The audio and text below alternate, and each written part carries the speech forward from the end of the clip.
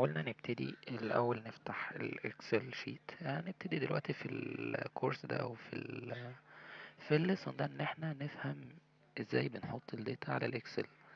والله يعني بشكل بسيط جدا، احنا دايما هنبتدي من A1. اتعود دايما تنظم الداتا بتاعتك. أنا ساعات بلاقي ناس بتبتدي مثلا لو هتعمل تيبل تبتدي من هنا وعلى أساسها تعمل التيبل بتاعها. طب ليه؟ لما تيجي تعمل معادلات تلاقي المعادلة فعلا مش منطقية خالص وافضل ادور واعمل. لا يعني حاول كل ما تبتدي الداتا بتاعتك ابتدي بشكل منظم من A1. الناس اللي شغالة بالعربي او الاكسل بتاعها شغال بالعربي او ان هي تستخدم داتا بالعربي تقدر تختار سوري page layout، تختار آه، sheet right to left وتبتدي تحط. هي فعلا هتلاقي برضو الشيت نفسها يعني حصل لها زي mirrored ان هي راحت من اليمين للشمال، ولكن برضه بدأت من A1 وعلى اساس يقدر يحط الداتا بتاعته. ولكن اعذروني فعلا يعني مش هقدر اشتغل خالص من اليمين، يعني هو تعود مش اكتر. فان انا ازاي احط داتا؟ يعني باختصار هقف في السلاية واكتب فيها نيم. لما بضغط انتر اولا انا بروح بالاسهم يا اما عن طريق الماوس عفوا بروح للسيلز. السيل اللي هي معناها الخلية.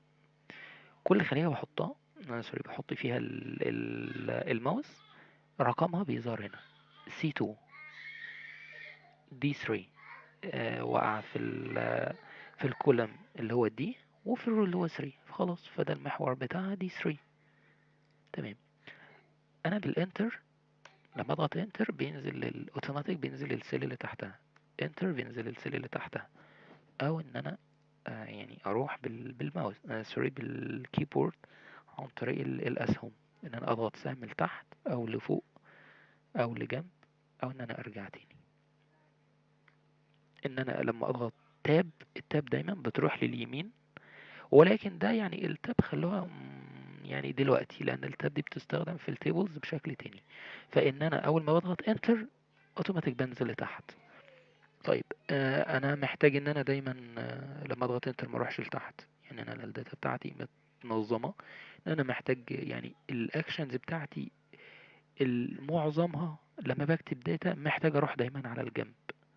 فانا محتاج لما اضغط انتر تروح لي على الجنب. دي بتتغير بتتغير. ان انا بدل ما اضغط انتر تنزل لي لتحت، انا محتاج لما اضغط انتر تروح لي في الجنب. بتتغير ودي يعني هنعرفها قدام. طيب اكتب الداتا ازاي؟ اكتب الداتا عادي احمد محمد شريف اي حاجة وسام شيماء وهكذا. خلاص انا كده كتبت الداتا بتاعتي. طيب هنا في مثلا شكل ده ايه؟ ده الويدث بمعنى العرض بتاع الكولم. العرض ده بيتقاس بالبكسل. هل ده هيفيدني في حاجة؟ في البدايات لا، مش هيفيدني بحاجة ان انا اعرف الكولم بتاعي كام بكسل. مش هيفيدني خالص. هيفيدني قدام جدا لما احتاج الاكسل بشكل بروجرامنج بقى. خلاص يعني انا محتاج ان انا اعمل لعبة معينة على الاكسل. هل الاكسل بيقبل العاب او بيقبل العاب، ولكن العاب بدائية جدا يعني. ان انا لما اضغط على حاجة معينة الاقي الاكسل ده زاد لي او كبر بشكل معين. طب انا محتاج احدد هيكبر بشكل قد ايه، فاديله مثلا رينج بالبكسل. فلكن ده لا، مش يعني ما اعتقدش ان احنا هنحتاجه خالص. اللي هنحتاجه ان احنا مثلا لو الداتا كده.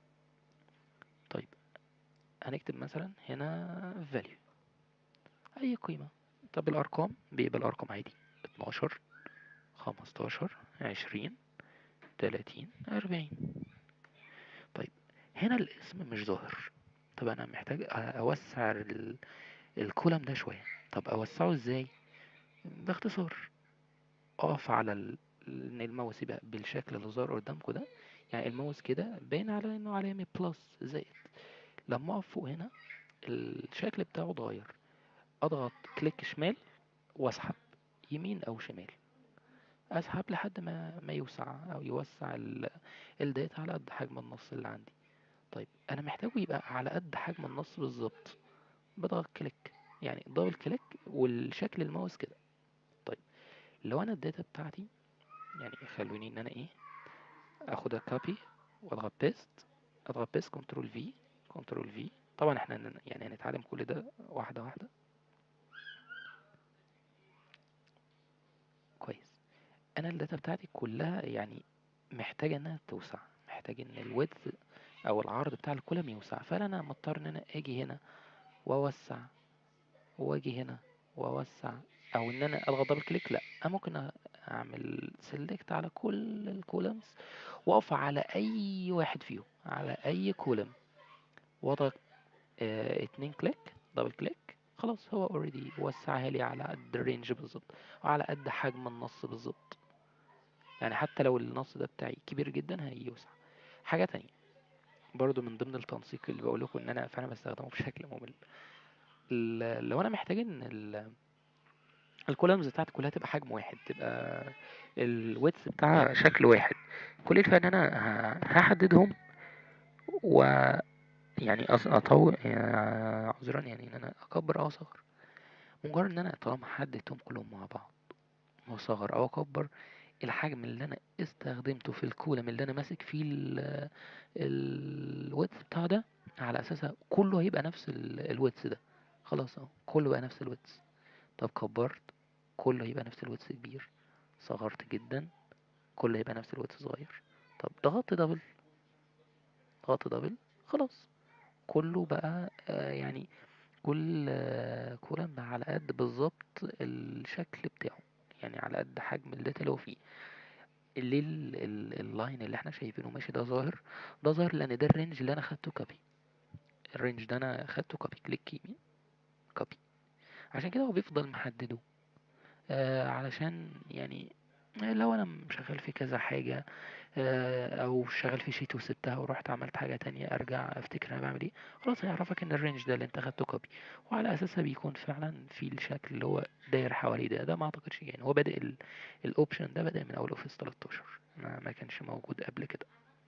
طيب، عرفنا ان احنا ازاي بنحط الداتا بايدينا. الداتا دي سهل جدا انها تتشال، ان احنا نمسحها، او ان احنا نكوبي، او ان احنا نإيديت عليها.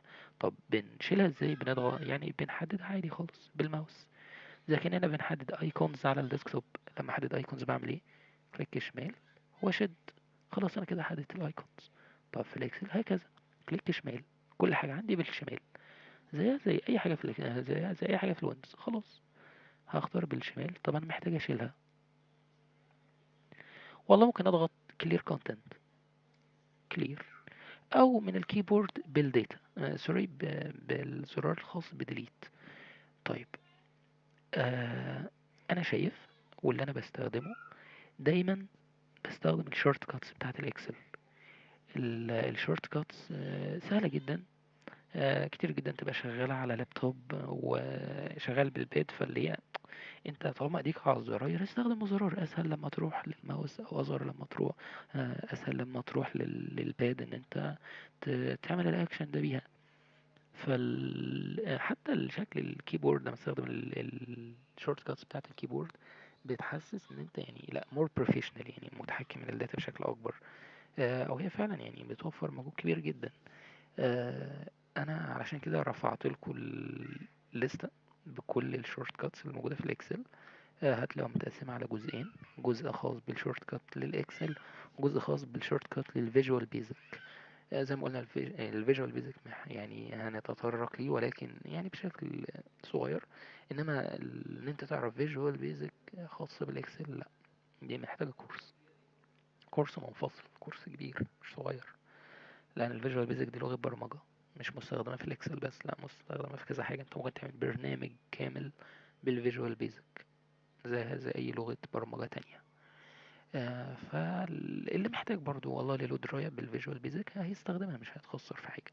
فتقدروا ان انتوا تحملوها من اللينك اللي قدامكم دلوقتي، وكل اللينكات دي هتلاقوها موجودة في الديسكريبشن تحت.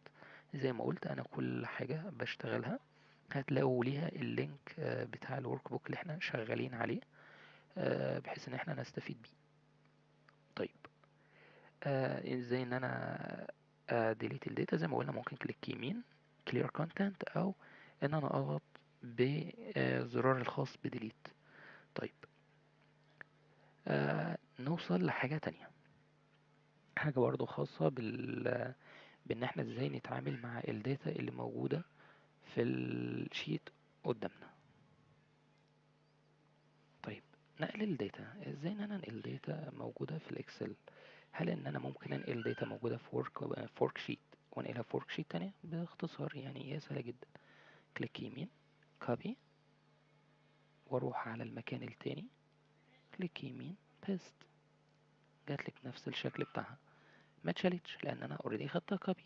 ممكن اخدها كات، اخدها كات واجي هنا، هاجي في مكان هنا بيست.